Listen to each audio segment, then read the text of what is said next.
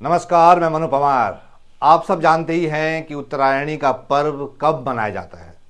उत्तरायणी हर साल 14 जनवरी को होती है, यानी वो दिन जिस दिन सूर्य उत्तरायण होता है।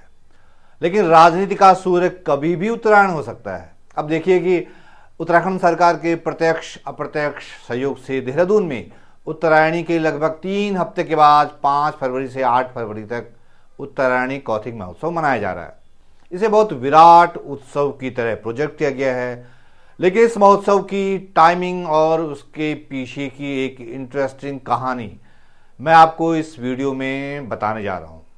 उसको एनालाइज करने पर ऐसा संदेह होता है कि कहीं यह आयोजन चुनावी साल में धामी सरकार का पॉलिटिकल टूल तो नहीं है। लेकिन पहले ये जान लीजिए कि 4 दिन के इस महोत्सव का आयोजक कौन है।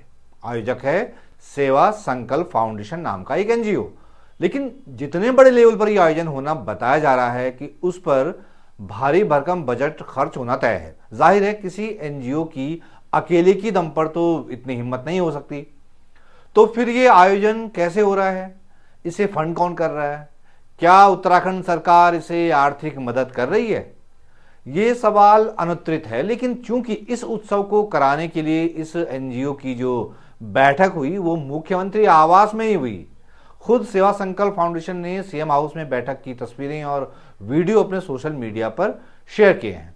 इसलिए स्वाभाविक तौर पर ऐसे अनुमान लग रहे हैं कि सरकार और उसका पूरा सरकारी तंत्र इसमें पूरा हाथ बटा रहा होगा। अब यह भी जान लीजिए कि इस एनजीओ का सर्वे सर्वा कौन है। इस एनजीओ की फाउंडर हैं गीता धामी। कौन गीता धामी? अब ये भी मैं ही बताऊं क्या? गीता धामी मतलब पुष्कर सिंह धामी सीएम की पत्नी। उन्हीं के एनजीओ के जरिए ये करवाया जा रहा है, यानी सैया भये कोतवाल टाइप मामला है। घर का मामला है तो मुख्यमंत्री का इस उत्सव में आना तो बनता है। लेकिन उस एनजीओ की एक पोस्ट पर मेरी नजर गई जो बहुत दिलचस्प है। उसमें लिखा है कि सेवा संकल्प फाउंडेशन की ट्रस्टी श्रीमती गीता पुष्कर धामी ने माननीय मुख्यमंत्री श्री पुष्कर सिंह धामी जी से भेंट कर फाउंडेशन के तत्वाधान में दिनांक 5 फरवरी से 8 फरवरी 26 तक आयोजित होने वाले देहरादून उत्तरायणी कौतिक महोत्सव 2026 के समापन समारोह में मुख्य अतिथि के रूप में आमंत्रित किया। बताइए, जो सीएम की पत्नी है उनको सरकारी आवास में सीएम से भेंट करनी पड़ रही है। ये तो कमाल ही हो गया। खैर, ये महोत्सव उत्तरायणी के इतने दिन बाद क्यों हो रहा है? क्या इसकी पहले से तैयारी थी या सब कुछ जल्दबाजी में तय हुआ? इसको लेकर जब मैंने सीएम की पत्नी के एनजीओ का फेसबुक पेज खंगाला तो पता चला कि जनवरी महीने से इस बारे में हलचल शुरू हुई। हाँ, लेकिन इस महोत्सव की खबर पब्लिक को देने के लिए एक दिन पहले ही यानी 4 फरवरी को देहरादून में प्रेस क्लब में सीएम की वाइफ गीता धामी ने प्रेस कॉन्फ्रेंस की और इस आयोजन के बारे में बताया। हमारी संस्कृति से हमारी आने वाली पीढ़ियां जुड़ी रहें, बनी रहें, इसके लिए उत्तरायणी कौतिक महोत्सव का आयोजन देहरादून में होने जा रहा है। सरकारी विज्ञापनों से चल रही मीडिया ने इसे व्यापक कवरेज दी, जो लाजमी भी था। लेकिन धामी साहब की पत्नी के एनजीओ के बैनर तले कराए जा रहे इस उत्तरायणी कौतिक महोत्सव की टाइमिंग बहुत दिलचस्प है। ये मेला उसी परेड ग्राउंड मैदान में हो रहा है जहां 8 फरवरी को उत्तराखंड के जन संगठनों ने अंकिता भंडारी को इंसाफ दिलाने के लिए महापंचायत बुलाई है। यह उत्तरायणी कौतिक भी 8 फरवरी तक ही चलना है और 8 फरवरी को खुद मुख्यमंत्री धामी को बतौर चीफ गेस्ट इसमें आना है। तो अब होगा ये कि 8 फरवरी को जब परेड ग्राउंड के एक हिस्से में महापंचायत चल रही होगी तो वहीं एक बड़े हिस्से में बड़े बड़े स्पीकरों, लाउड स्पीकरों से गाने बजने की आवाज गूंज रही होगी, भाषण गूंज रहे होंगे, मेले का शोर शराबा गूंज रहा होगा। तो जाहिर सी बात है कि अंकिता को न्याय दिलाने के लिए हो रही उस महापंचायत में भी खलल पड़ेगा, बहुत डिस्टरबेंस होगी। यह भी हो सकता है कि उस नक्कार खाने में तूती की आवाज जैसी सिचुएशन हो जाए। तो अब सवाल यह आता है कि क्या परेड ग्राउंड में ये मेला उस महापंचायत के जवाब में रखा गया है? क्या इस मेले को परेड ग्राउंड में रखवाना महज संयोग है या कोई राजनीतिक प्रयोग है? कहीं ऐसा तो नहीं कि अंकिता भंडारी को न्याय दिलाने के लिए हो रही महापंचायत को फ्लॉप करने या उससे ध्यान हटाने के लिए यह उत्सव रखा गया हो? वैसे ये बात तो सरकार भी अच्छी तरह से जानती है कि पहाड़ के लोग बड़े कौतिकेर होते हैं, बड़े उत्सव प्रेमी होते हैं। जरा कहीं मंडाण लगा नहीं तो भाई लोग पहुंच जाते हैं पंडो नाचने। सारे सरोकार, सारे सवाल उस मंडाण में गुम हो जाते हैं। बहरहाल मुझे देहरादून में कई लोगों से यह भी पता चला कि अंकिता भंडारी को इंसाफ दिलाने के लिए हो रही महापंचायत के दिन 8 फरवरी को उत्तरायणी कौतिक में पहले नरेंद्र सिंह नेगी जी की मंचीय प्रस्तुति के लिए सोचा जा रहा था, लेकिन नेगीदा उस दिन देहरादून में अवेलेबल नहीं थे क्योंकि उस दिन उनका कोटद्वार में वसंतोत्सव में प्रोग्राम पहले से ही फिक्स्ड है। इससे एक शक ये भी पैदा हो रहा है कि शायद देहरादून वाले उत्तरायणी कौतिक का राजनीतिक मकसद भी हो सकता है। शायद नेगीदा से इस मेले में मंचीय प्रस्तुति देने के लिए बहुत देर में अप्रोच किया गया होगा। क्योंकि 8 तारीख को नेगीदा का कोटद्वार में कार्यक्रम है, तो उत्तरायणी कौतिक के लिए उनका प्रोग्राम रखवाया गया 6 फरवरी को।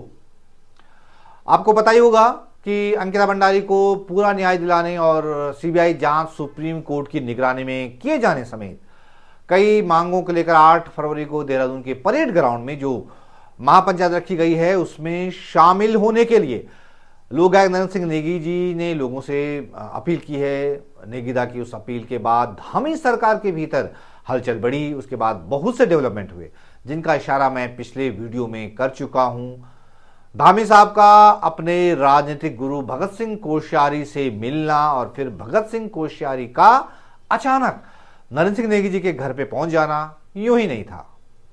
ऐसा सुनने में आया कि धामी सरकार और उनके सलाहकार नरेंद्र सिंह नेगी जी द्वारा 8 फरवरी को महापंचायत में आने की लोगों से की गई अपील से बेचैन है और शायद नेगीदा से वो अपील वापस लिवाने के लिए ही भगत दा को उनके घर भेजा गया।